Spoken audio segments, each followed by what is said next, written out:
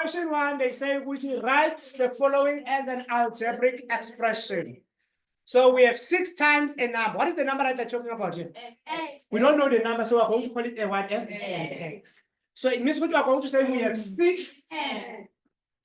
And then we say multiply times multiplication.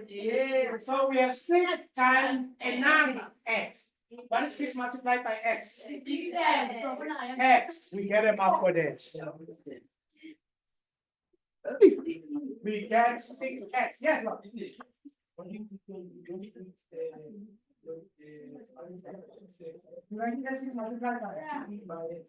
but 6 multiplied by x and 6x is exactly the same. There's a multiplication in between here.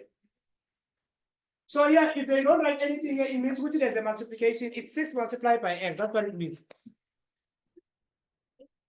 So you're saying whenever you left your answer like this, you left as 6 multiplied by x. Yeah, but remember, who else we try to simplify? The simplest, it's not to say if you wrote this, if you didn't write the multiplication here, will penalize you, but we just want the answer to be more beautiful. We leave it in its simplest form, but that one is correct. 6 times 10. Yes, that's fine. 6x is perfect. 6x is perfect. Okay, they say divide. Yeah? What are we dividing? Sum. What does the word sum represent? So what should we add? I should add x and z.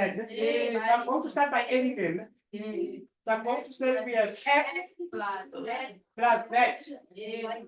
And then they say which we should divide this by? 8. We are going to divide it by 8. And what do we do after that? We subtract this one with what? With 4. 1, 2.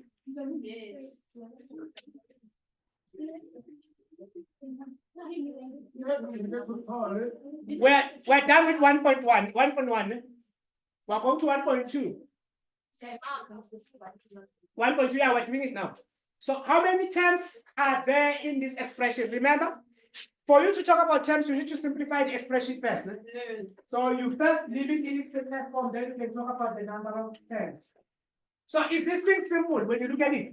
Is this the simplest version of this thing? No. There's still a multiplication, there's still a division. There's also this multiplication here. So we need to work with that first. So what does the Potter's rule say? Brackets off. So let's remove the brackets. What are we going to have if we remove the brackets? We still have 2. We are going to write the 2. Multiplied by 3x. 3x. Yeah?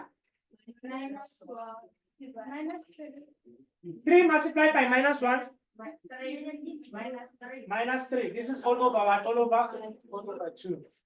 And then we still have minus 8x. Divide. If I don't want to write this division, I can also write it this way. If I don't want to write the division sign like this, I can write it like this. It's the same thing. Yes. Do you agree? Yes. Okay. Then after that, we have 2 multiplied by. What will you do with this one? Which one? This one here. We have 2 multiplied by. What will you do? This one. It's 2 multiplied by 3x minus 3 all over 2. You are going to? No, we can write 1 here. Yeah, we return 1, yeah? We can say denominator multiplied by the denominator. So what are you going to have? You're going to have 2. All over 1. And then it's going to be multiplied by 3x minus 6. All over 1, all over 2. And now you can see what there's a 2 on the denominator, and then there's also a 2 on the one on the numerator. This one, what do we say about this one? We have 8 and an 8. What do we say about 8 and an 8? Divide each other. They don't cancel. So I'm going to have minus x. And then this one, 2 and 2, they're also going to divide each other. And then we're going to have 3x minus 3 minus x. Are there any like terms here? Yes. Are there any like terms? Yes. What are the like terms? It's 3x and x. Yes. So I have 3 minus a 1. If they didn't write anything, there's a 1. Yes. What is 3 minus a 1? 2x. It's 2x. Yes. So I have 2x minus 3. Then we can talk about the number of terms that we have. This is the simple version. How many terms do we see there? We have 2 terms. So I'm going to come and tell them which here we have 1, we have 2. Are we good still?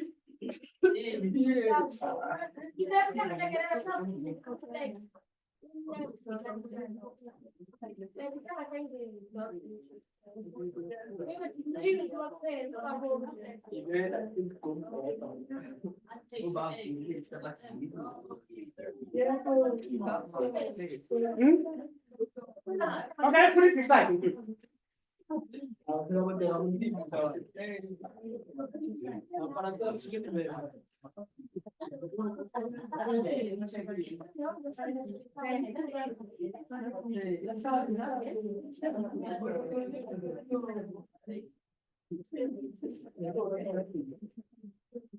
Let's put it here.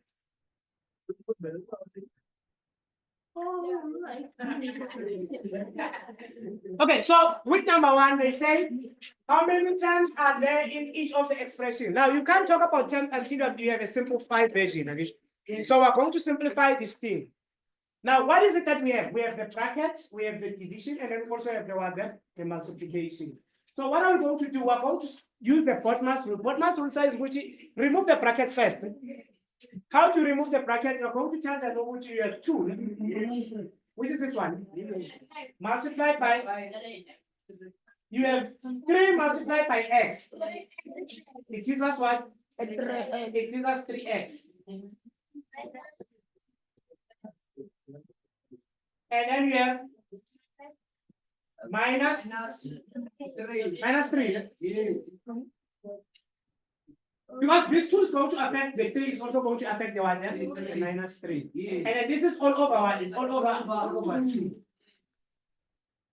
So what have we done today? The only thing that we have done is just to multiply the bracket out. Yes. And then but this one is the multiplication, this is the multiplication, this one is from the 2.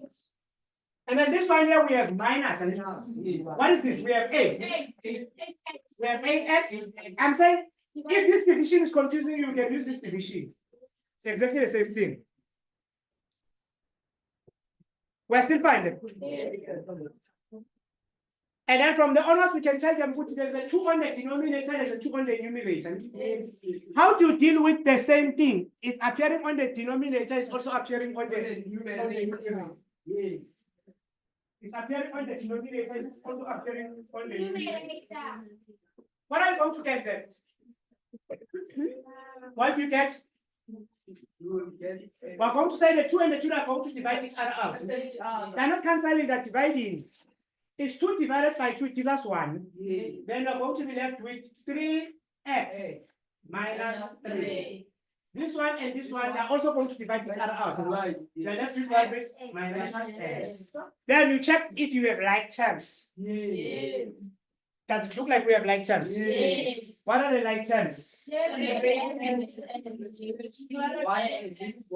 So we have 3x and x. Remember, if they didn't write anything like this, there's the 1 is that? So you have 3 minus 1. What is 3 minus 1? 2x minus 3.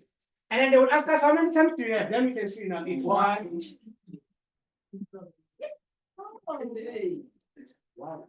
And then we go to 1.1.2. 1.1.2 again, they're asking us, how many terms do you see there? We can't speak about terms until this thing is simplified. So what is it that we have to do? We have to first work with this bracket. We also have to work with this multiplication. So let's start by removing the brackets first. And then this multiplication, it affects everyone who's inside.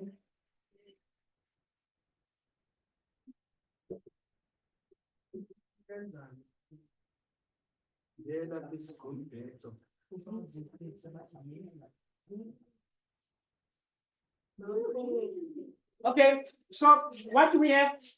We have 4x. We're going to write the 4x. It's simplified. There's nothing that we can do. 4x, we write it exactly the way it is. It's 4x.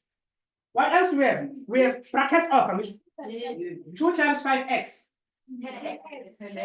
And going to give us plus 10x.